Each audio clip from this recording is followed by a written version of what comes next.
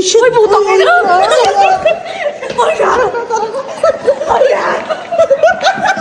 What is up mga kapulutan? For today's video, kakain tayo ng iba't ibang klase ng street food dito sa Thailand. Kahit sa ang sulok dito sa Bangkok, maraming nagbebenta ng pagkain mga kapulutan, pero bago ang lahat, mamamasyal tayo dito sa The Ancient City. Nasa sobrang laki, kailangan pa namin mag-rent ng golf cart para malibot. Tinatawag rin itong world's largest outdoor museum. Around 130 hectares, binigyan pa kami ng mapa para hindi kami mawala. Meron siyang 116 structures na may historical buildings, mga palace and museums. At kung fan kayo ng K-drama katulad ko, dito rin nag-shooting yung King Daland. Alright.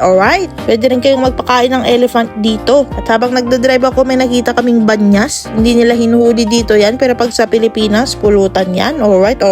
Around 3 hours namin tong linibot at hindi pa namin napuntahan lahat. Sinubukan lang namin dito pumasok sa House of Ghost na para bang mga matatapang na tao. Ayan na yun yung naka-good shit kanina. Uy, Ay. putang ina, parang kumilaw. Uy, shit! Ay, putang ina!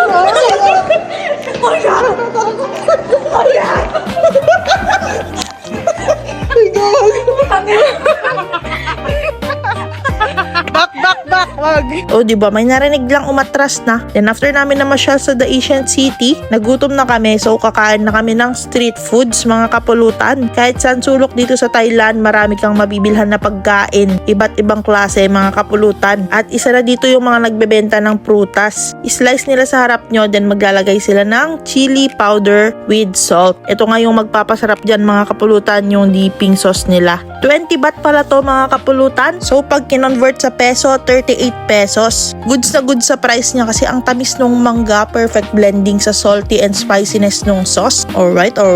Curious din ako sa lasa ng kanilang fried chicken, kaya susubukan din natin yan, mga kapulutan. 25 baht itong kinuha ko na drumstick. So mga 48 pesos. May kasama ng dipping sauce na spicy ulit. Yung lasa niya okay naman, parang regular lang din na fried chicken na may kakaibang lasa. Siguro yung mga spices na linagay nila. Kung papipiliin ako, mas gusto ko pa rin yung kanto fried chicken natin dyan sa Pinas. Alright. Then next, nakita namin to si ate na nagbebenta ng pork enoki mushroom. 10 baht per stick, so pag kinonvert sa peso, mga 19 pesos. Kahit anong stick na yun, mga kapulutan, gaya nitong crab claw na rinap sa bacon. Sheesh! Street food lang nila dito yan, mga kapulutan. Sa atin, kailangan pang pumunta sa mga restaurant para makakain ng ganyan. Tapos yung sausawan na naman maanghang ulit. Lahat ng mga sausawan nila dito sa Thailand maanghang, mga kapulutan. Kaya kung spicy lover ka, ito ang lugar na para sa'yo. First bite na natin, mga kapulutan. Grilled enoki mushroom wrapped with pork. Parang nagsamgyup lang ako na tuhog-tuhog ah. Sarap ah. Saksa silang anghang. Legit? Parang samgyup na may patis at sili. Solid.